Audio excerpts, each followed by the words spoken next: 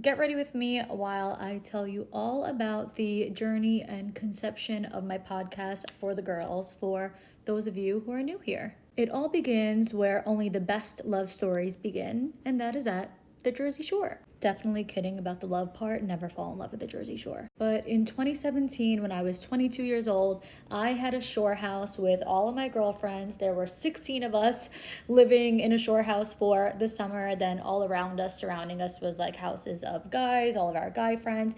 And this was during the time, I don't know if they still say this now, but where it used to be like Saturdays are for the boys, and like they always had like those big flags and signs. So we had like a really girly house, and we used to call ourselves the Babe Cave. Don't get me started. But I always used to say, like, when they would be like Saturdays are for the boys, I always was like, every day is for the girls. Like, I just always loved that saying, every day is for the girls.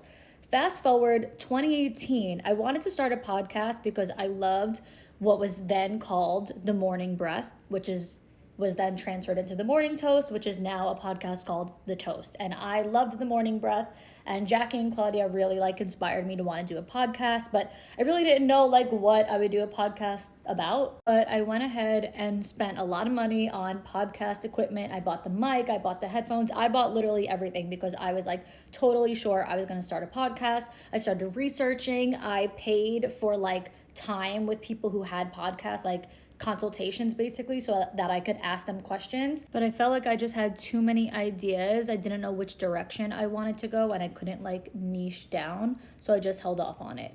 But I just always had that saying still in the back of my head, every day is for the girls. And then fast forward to 2 years later, to 2020, a girlfriend and I wanted to start like a video podcast basically. It was when Instagram had IGTVs and people were making like shows and series on it. And so we were on FaceTime one day trying to game plan and come up with everything, the title and all that. And I was like, I really always wanted to do something with the saying like every day is for the girls, maybe naming it just for the girls. And so she loved it, we loved it. We made this logo. It was a picture of us. The handle was for the girls.collective. We didn't really know what to call it since it wasn't a podcast. We had this super cute, like girly vibe. We even had some really good guests come on. For example, we did an episode with my friend Uche, and we had a lot of fun doing it, but I felt like, I was the one doing the editing.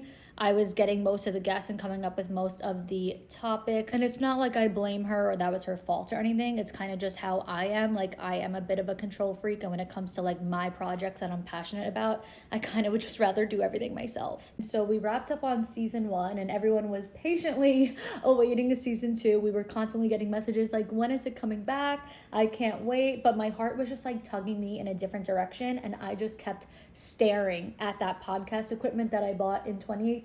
I had it literally sitting on my desk, just like waiting to be used. And I was like, I think I want to just be a one-man show and make it a podcast. And yes, she like totally understood. It was not a fight or anything like that. I got to work right away. I wrote the notes, recorded, edited, and produced my first 5 episodes in like a day and a half. I then launched in July 2021. And then, of course, I kept the saying because every day is for the girls. I didn't mention, but when we did the IGTV series, we had a little like trailer, like intro clip before each episode started. And I was saying in that intro, like, because every day is for the girls.